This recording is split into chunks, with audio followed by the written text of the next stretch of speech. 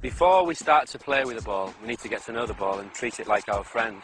We need to develop the same kind of movements that a basketball player would with their hands with the ball, with our feet. So these exercises that we do now are called ball familiarity exercises, warming up exercises where we get used to moving the ball with the inside of a foot, with the outside of the foot, with our sole, and they're very, very important, and the whole basis of all the work that players would do in Brazil starts here with these exercises. So the first one, we take the ball from the inside of our left foot to the inside of our right foot. Very simple, so just tap and tap, okay, on the spot. And as we get a little bit more confident, we can do that a little bit more quickly and develop a rhythm. Then when we can do that, we can move off into space and move the ball forward and run with the ball just with that same movement. And this is a very important first practice.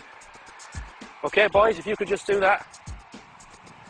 So nice and slow, nice and slow. Heads up.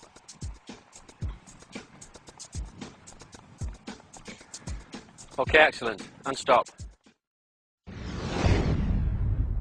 The next exercise that we're going to do, we're going to use the sole of the foot. The sole of the foot is rarely used in English football. More so in the last few years when we've had foreign players come into the country, but before that, hardly at all. In Brazilian football, the sole is the most common area used to control the ball. This comes from those players learning in football salon, where the sole is the key receiving surface. And the sole has many applications. We can pass with the sole, we can dribble with the sole, we can run with the sole of the foot, okay? Our basic warm-up exercise using the sole of the foot is just to drag the ball from left to right, just with that area there at the bottom of our shoe at the front on the sole. So left to right, nice and slow. And as we do it at first, just keep the standing leg planted on the floor. Because we're not used to this, at first it's not easy. But then when we get used to it, we get a little bit quicker, okay? And we can develop something of a nice rhythm. And this helps us, as I said, in dribbling moves, when we're trying to beat players.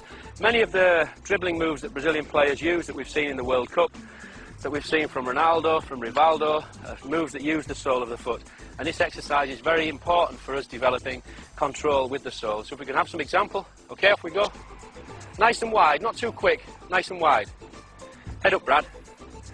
It's important that we keep our head up all the time, because in the game, we're always looking for players to pass to. We've got opponents coming to us, so to play with our head down is not very good. And from a young age, we've got to try and develop where we're doing everything with our head up. The next move that we'll do is called an elastic. It's a fundamental movement in Brazilian football, used in a dribble. The player Rivellino made this move, very famous in the 1970 World Cup, and it's actually named after him, the Rivellino elastic. Ronaldo has used it more recently. And in fact, Michael Owen in our own Premier League used this move against West Ham last year in a game, and it was us that showed the move to Michael, and it's one of his favourites. So the elastic move, we move the ball out and then in, all in one movement. Out and then in, all in one. And I'll just show you later how it works in a game. If you could come here, Bradley, without your ball. So I could be facing Bradley in a game, running at him. I'm running at Bradley fast. He's not sure if I'm going to go to his right or I'm going to go to his left, but I could use the elastic to push out there and then pass. Come again, Bradley. Do a bit faster. Okay, so I'm running at Bradley and I go there, elastic, and I'm past him. So we could just do a few of those. Nearly, try again. Push it out. Try again. And back. And Mark, if I have your ball, what I sometimes like to do there is after I've done one, not just rush into the next, think maybe what I did wrong. So I'm on my toes, out and in, and I'll stop and I'll just jog behind the ball and think about the next one I'm going to do and get ready for it. The next little move that we're going to look at is a favourite one of mine. I've never seen this one yet in the Premier League. Maybe some of you in a few years' time will be able to do it and we'll see it. And it's called the Ronaldo move. It was made famous by Ronaldo, who had such a good World Cup in 2002.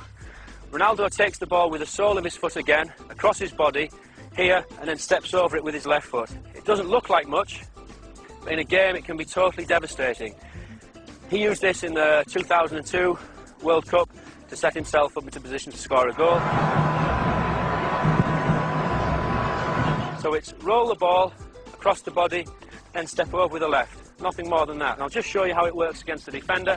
So I'm running up to Bradley in a game, there I go, and past him. Now it's very, very hard for Bradley to defend against that particular dribble, because as I do the first movement, I then step over with my left and it shields the ball. So at that moment, Bradley would have to foul me in order to win the ball. Ready, Brad? So I've rolled across, then step and I'm shielding. So my leg here is protecting the ball. I can push it on and run, and I'm past. Okay, let's practice the Ronaldo.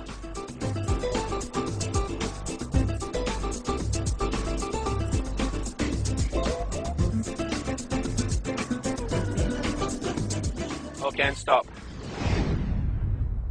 The next movement that we're going to look at is the Ronaldinho. Ronaldinho did so well in the 2002 World Cup. He scored that fantastic free kick against David Seaman and made the run that took the ball through to the goal for Rivaldo to score the other goal against England.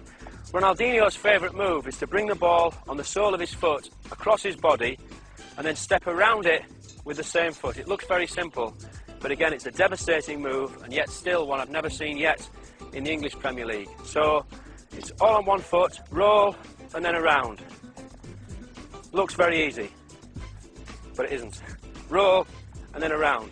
It's like the Ronaldo move in that the step allows us to shield the ball as the defender comes in. So if I could have a defender, if you step here, Kieran, please. It's not really a fair match, me playing against you, but as you're the nearest. So I'm going to bring the ball in, okay? Right foot, come for the ball. Then I step around here, okay? So again, the first move is on the sole of the foot. So important in Brazilian football. And the sole of the foot teases Kieran in towards the ball, but it's that it's that second step that will stop him getting it. And if Kieran then wanted to get this ball, he's going to have to foul me or kick me, because I'm shielding. Ready?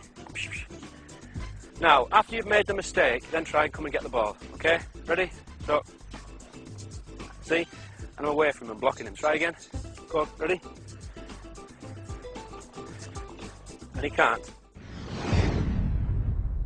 We'll move on now to a little move that Rivaldo uses, one of my favourite players. We again practice this on our own. It's no use with any of these things, watching television, watching the videos of Brazil or the World Cup or any player, and then thinking straight away, I can go and do that. I hear commentators so many times see Brazilian players and they say, wow, what did they do? It was so difficult. Our players could never do that. You can do it if you practice. Children can do it. It's just a matter of looking at exactly what they did and then breaking it down into bits, learning the bits, learning it on your own, and then later it's possible in the game.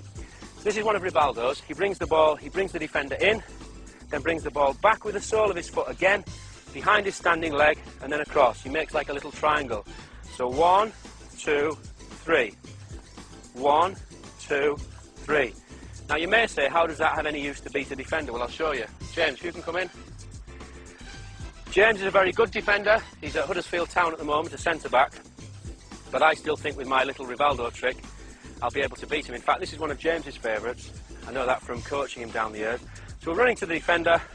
I show him the ball. So I go 1, 2, 3, and away. Okay?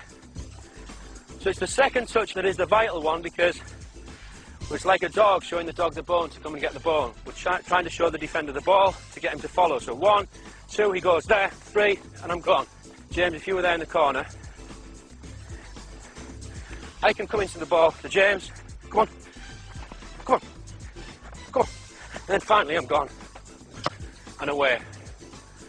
Very nice move. I think it's better if we practice it moving backwards to get a lot of repetitions in. So in the space, back, behind and across, back, behind and across.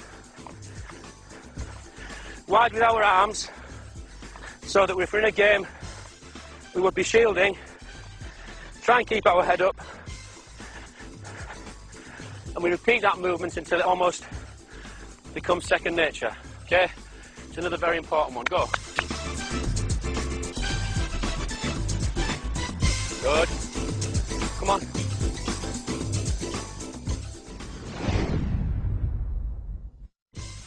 This next move I named after a friend of mine, Emerson, who played at Middlesbrough. He was a fantastic, strong midfield player, great in the tackle, good at long shots, but he also had some fantastic skills. And his favourite was this little move that I'll show here. If you could come there, Adam, please.